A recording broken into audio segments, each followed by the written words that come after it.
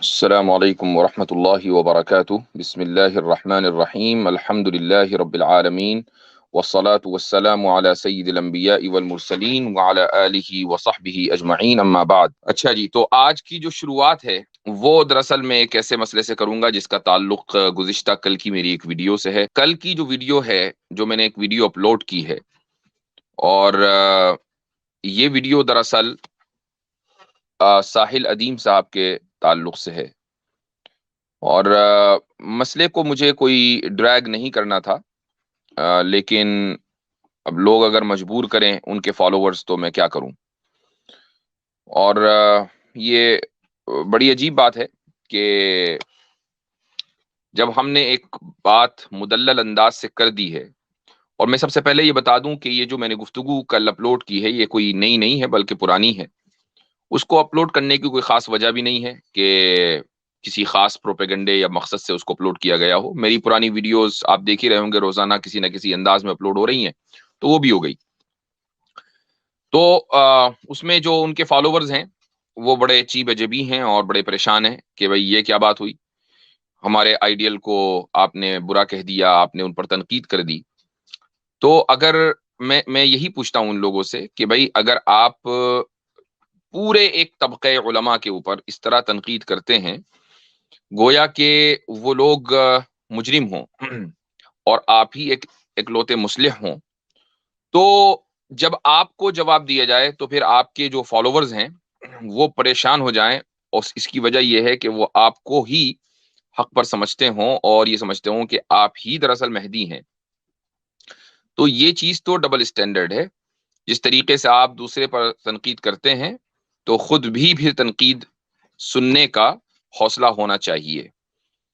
اچھا، اور دوسری بات یہ ہے کہ ساحل ادیم کی میں نے کوئی زیادہ ویڈیوز بہت نہیں دیکھی ہیں۔ میں نے جب ان کے اندھبھکت آئے تو میں نے پھر کچھ ویڈیوز دیکھی تو مجھے بڑا عجیب لگا، اور وہ یہ کہ ہر ویڈیو میں وہ ایک جملہ ضرور دہراتے ہیں، اور وہ یہ کہ یہ حدیث جو میں آپ کو بتا رہا ہوں، یہ مولوی آپ کو حدیث نہیں بتائے گا، یہ مولوی آپ سے حدیث چھپائے گا۔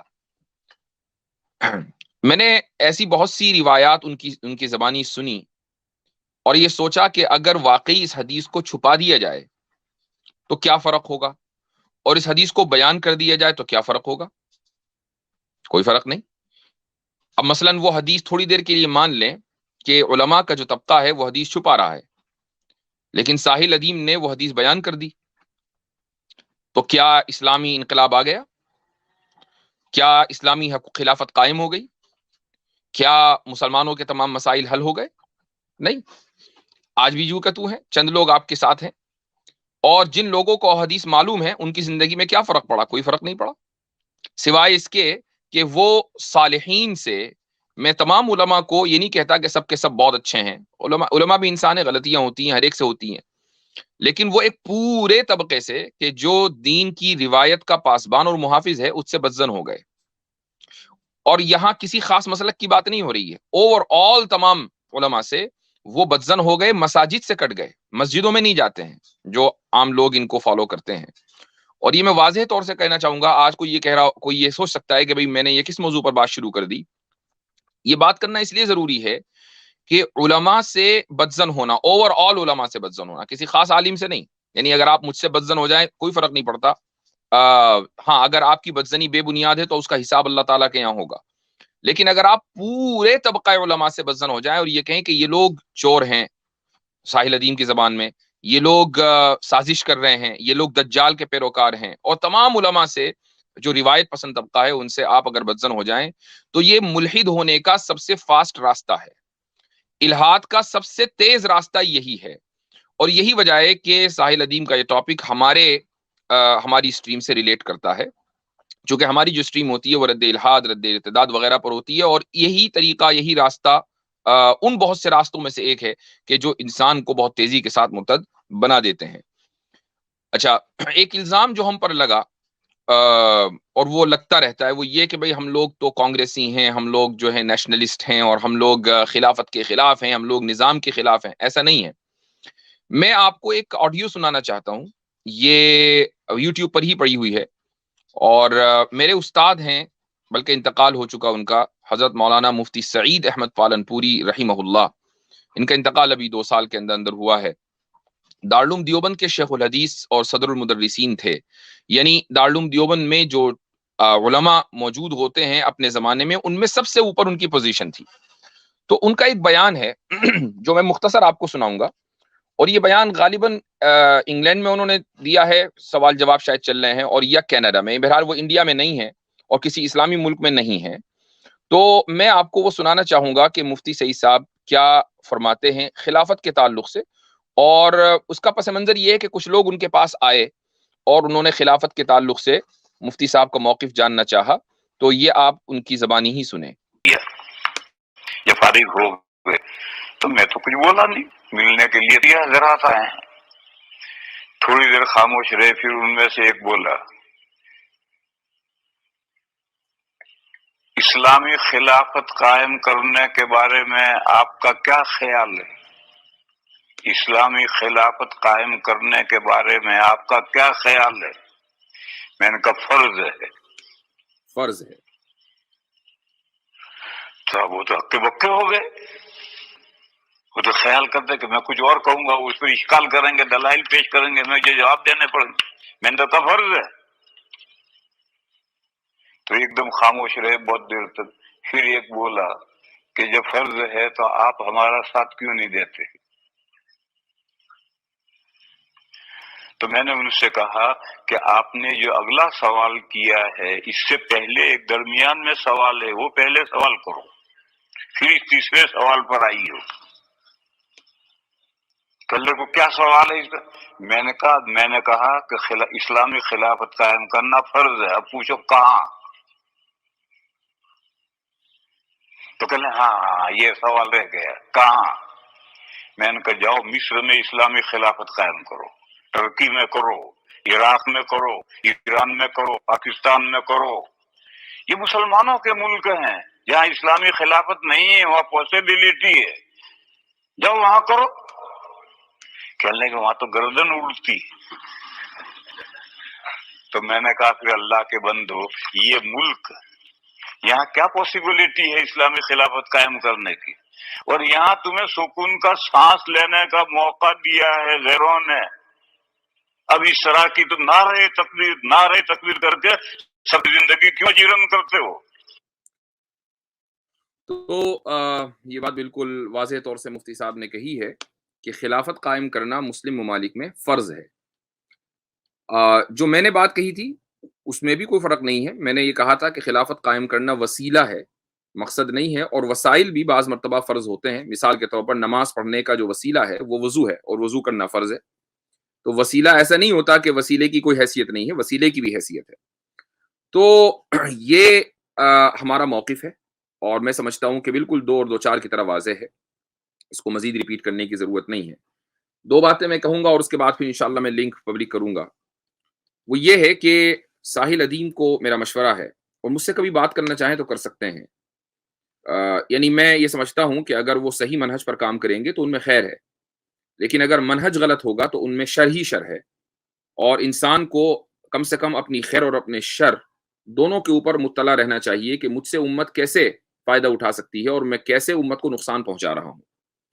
تو اگر آپ کو پتا ہے تو آپ اس نقصان پہنچانے سے بچیں، اور آپ کو اگر اپنی خیر پتا ہے، آپ کے اندر جو خیر چھپی ہوئی ہے وہ خیر آپ امت کو دیں، تو میں یہ سمجھتا ہوں کہ ان کے اندر خیر ہے، لیکن اپنے منہج کو وہ درست کر لیں، اور اس کے لیے مجھ سے کبھی وہ بات کرنا چاہیں تو اہلاً و سہلاً، موسٹ ویلکم۔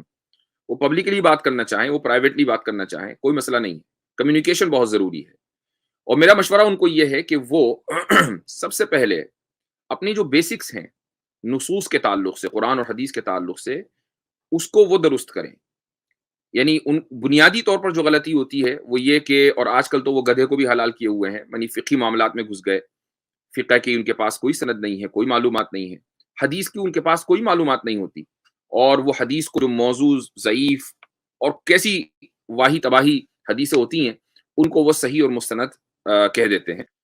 تو یہ چیز جو ہے ان کی طرف سے بہت عام طور سے دیکھنے کو ملتی ہے۔ ایک اور بہت مشہور ان کی کلپس چل رہی ہیں، اور وہ چونکہ علماء کے خلاف ہیں، اور علماء کے اوور آل طبقے سے ایک طرح خصوصاً پاکستانی سوسائٹی میں مجھے افسوس کے ساتھ کہنا پڑتا ہے جو ذرا پڑھے لکھے لوگ ہیں ان میں ایک طرح کی نفرت پائی جاتی ہے جہاں تک میں نے دیکھا ہے. میں اسٹیریوٹائپ تو نہیں کرتا ہوں لیکن پھر بھی بہت سے لوگ ایسے ہوتے ہیں. تو وہ ظاہر ہے کہ ان کو فالو کرتے ہیں. تو وہ یہ کہتے ہیں ساحل ادیم کہ جب دجال آئے گا تو دجال کو فالو کرنے والے سب سے زیادہ علماء ہوں گے. اب ان سے کیوں پوچھے کہ بھیا یہ آپ نے کدھر سے نکالا ہے کہ علماء سب سے زیادہ دجال کے ہاتھ پر بیعت کریں گے؟ اب ہمارے ذہنوں میں بچپن سے ایک تصور دجال کے تعلق سے قائم ہے رسول اللہ صلی اللہ علیہ وسلم کی حدیثوں کی بنیاد پر. قیامت کی علامتوں میں سے ایک ہے. لیکن اگر آپ کو کوئی یہ بتا دے کہ دیکھو یہ جو علماء ہیں نا یہی آئیں گے دجال کے ساتھ، تو جس کے ذہن میں یہ تصور بچپن سے قائم ہے اور مضبوطی اور رسوخ کے ساتھ قائم ہے تو اس کو تو بدظن ہونا ہی ہے. لیکن ایسی کوئی حدیث موجود نہیں ہے کہ جس میں یہ ہو کہ رسول اللہ صلی اللہ علیہ وسلم نے ایسی کوئی بات ارشاد فرمائی ہو. البتہ ایک حدیث ہے جس کا تعلق دجال سے ہے لیکن انڈائریکٹلی. اس حدیث کو میں آپ کے سامنے پڑھ کر سنا دیتا ہوں. وہ حدیث یہ ہے، اس میں مسند احمد میں ہے غالباً، جی ہاں مسند احمد میں حدیث نمبر ہے 21296. تو ابو ذر الغفاری رضی اللہ عنہ روایت کرتے ہیں، وہ یہ کہتے ہیں کہ میں رسول اللہ صلی اللہ علیہ وسلم کے ساتھ جا رہا تھا تو آپ نے فرمایا اور 3 مرتبہ کہا کہ لغیر الدجال اخوفنی علی امتی. دجال کے علاوہ بھی ایک چیز ایسی ہے کہ جس کے تعلق سے مجھے اپنی امت کے حوالے سے بڑا خوف ہے. 3 مرتبہ یہ بات کہی. تو میں نے کہا کہ یا رسول اللہ ما ھذا الذی غیر الدجال اخوفک علی امتی کا، کہ دجال کے علاوہ وہ کون سی چیز ہے کہ جو آپ اپنی امت کے حوالے سے بہت زیادہ آپ کو پریشان کرتی ہے. تو آپ نے فرمایا ائمۃ مضلین، ائمۃ مضلین، گمراہ کن ائمہ، گمراہ کرنے والے ائمہ. یہ حدیث کے الفاظ ہیں. حدیث ضعیف ہے اور یہ الگ بات ہے کہ اس کی بہت سی سندیں ہیں تو سندوں کے ساتھ مل کر وہ حسن لغیرہ بن جاتی ہے.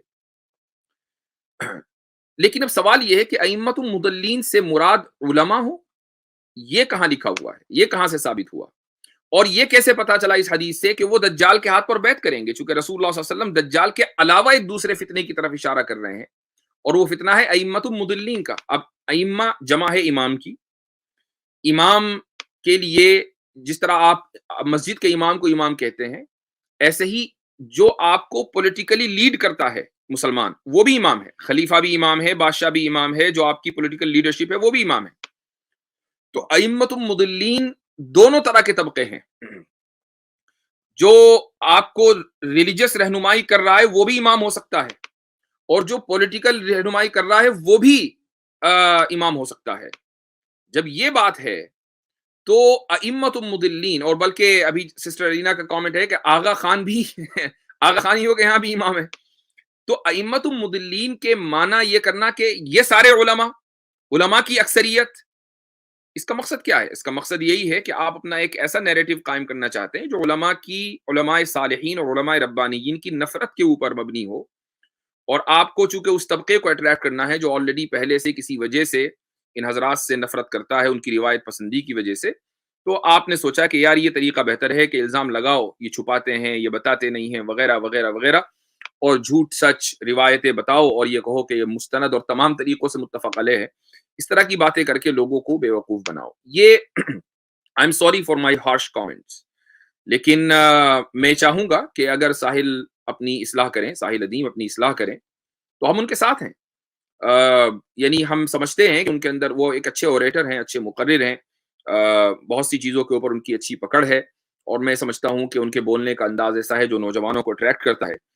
تو میں کبھی بھی کچھ لوگ یہ کہتے ہیں کہ ہم مسلک پرستی کرتے ہیں. ہماری الحمدللہ ٹیم میں ہر مسلک کے لوگ ہیں. آپ کو دیوبندی ملیں گے، بریلوی ملیں گے، آپ کو اہل حدیث ملیں گے، یہاں تک کہ آپ کو شیعہ بھی ملیں گے، سنی بھی ملیں گے. تو تمام کے تمام لوگ ایک ہی بینر کے تلے کام کر رہے ہیں، اور وہ ہے ہمارا ایک متحدہ بینر کہ ہم ارتداد اور الحاد کے خلاف کام کرتے ہیں. تو جب یہ بات ہے تو ایسی صورت میں یہ کہنا کہ جی ہم مسلک پھیلاتے ہیں، کامنٹس کے اندر میں اس کا جواب دے رہا ہوں، مسلک پرستی کو فروغ دیتے ہیں، یہ وہی لوگ کہہ سکتے ہیں کہ جن کو برین واش کر دیا گیا ہے علماء کی نفرت میں. تو میں تمام لوگوں سے یہ اپیل کروں گا جو میری اس ویڈیو کو دیکھ رہے ہیں، چاہے وہ ان کے مخالف ہوں، میں نہیں چاہوں گا کہ آپ ان کو گالیاں دیں، بالکل بھی آپ کو بغالی نہیں دینی ہے، کہ ہمیں اختلاف کرنا ہے، اور اختلاف ہم دلائل کی بنیاد پر کرتے ہیں، ہم ذاتیات کے اوپر اختلاف نہیں کرتے، ذاتیات کی بنیاد پر. تو میں آپ سے یہی چاہوں گا کہ آپ ساحل ادیم کی ذاتیات کو بالکل الگ رکھیں. ہاں، ان سے اگر کبھی آمنا سامنا ہو، ان کی ویڈیو پر اگر آپ جائیں تو حدیث کا ریفرنس ضرور مانگیں، چونکہ ایک آدمی اگر 1 2 4 10 مرتبہ غلطی کر دیتا ہے حدیث کا ریفرنس دینے میں، تو وہ پھر ہمیشہ اس پر اعتماد حدیث کے تعلق سے اٹھ جاتا ہے. یہ میں آپ کو ایک حدیث سنا کر پھر لنک عام کروں گا. رسول اکرم صلی اللہ علیہ وسلم نے ارشاد فرمایا کہ جو شخص جھوٹی بات میری طرف منسوب کرتا ہے یہ جانتے ہوئے کہ وہ جھوٹی ہے، فہوا احد الکاذبین، کہ وہ 2 جھوٹوں میں سے ایک جھوٹا ہے. پہلا جھوٹا وہ ہے جس نے وہ بات گڑھی ہے، اور دوسرا جھوٹا وہ ہے جو اس کو نقل کر رہا ہے. تو اگر آپ کو یہ پتا چل گیا کہ یہ حدیث بالکل ختم ہے اور اس روایت کا کوئی وجود نہیں ہے، اور اگر نہیں پتا چلا تو بیان کرنے سے پہلے اس کی تحقیق کرنا ضروری ہے. تو دونوں اعتبار سے آپ کو نہیں پتا، اگنورینس ایکسکیوز نہیں ہے. آپ کو نہیں پتا ہے تو آپ تحقیق کریں، سیکھیں، اور پتا ہے تو آپ بیان کیوں کر رہے ہیں. تو یہ چیزیں اہم ہیں، اور حدیث کے تعلق سے ہمیں بالکل بھی نرمی اختیار نہیں کرنی. حدیث رسول کوئی معمولی چیز نہیں ہے. ایک آدمی کو اگر ہم یہ دیکھ رہے ہیں کہ وہ فریکوینٹلی موضوع حدیث بیان کر رہا ہے اور غلط سلط چیزیں رسول اکرم صلی اللہ علیہ وسلم کی طرف منسوب کر رہا ہے، تو ظاہر ہے کہ پھر علماء کو سامنے آنا پڑے گا. اگر علماء سامنے نہیں آئیں گے تو یہی غلط سلط حدیثیں رسول اکرم صلی اللہ علیہ وسلم کی طرف منسوب ہو کر معاشرے کے اندر پھیل جائیں گی، رواج پا جائیں گی. پھر اس کی اصلاح کیسی ہوگی؟ تو بر وقت ہمیں یہ کہنا پڑے گا کہ آپ پہلے اپنی بنیادوں کو مضبوط کریں، علم سیکھیں، اس کے بعد پھر آپ سامنے آئیں. اور یہ بھی کوئی ضروری نہیں ہے کہ آپ اس کے لیے کسی مدرسے میں داخلہ لیں. مثال کے طور پر ڈاکٹر اسرار احمد کا جو نظریہ ہے وہ تقریباً وہی تھا جو ساحل ادیم کا ہے، لیکن ڈاکٹر اسرار احمد رحمۃ اللہ علیہ ایک بڑی معتبر شخصیت تھے. ان سے اختلاف علمی بنیادوں پر تو آپ کر سکتے ہیں، لیکن یہ کہنا کہ یعنی ان کے اوپر الزام لگانا، یا ان کو شہرت کا طالب کہنا، یا مثلا یہ کہنا کہ ان کا رویہ علماء کے خلاف تھا، ایسا کبھی نہیں آپ کو ملے گا. وہ تو علماء کی بہت زیادہ عزت کرتے تھے، احترام کرتے تھے. تو ان کی کسی بات سے علمی طور پر آپ اختلاف کریں وہ الگ ہے، لیکن میں تو ان کو نہایت ہی قابل احترام شخصیت سمجھتا ہوں. تو اس لیے یہ وضاحت بہت زیادہ ضروری تھی، چونکہ کل جو ویڈیو میں نے اپلوڈ کی اس میں نے دیکھا کہ ان کے جو کچھ انبک تھے وہ تھوڑا سا چی بجے بھی ہو رہے ہیں، اور اس لیے یہ وضاحت کرنا ضروری ہے. انشاءاللہ اس کی بھی کلپنگ الگ سے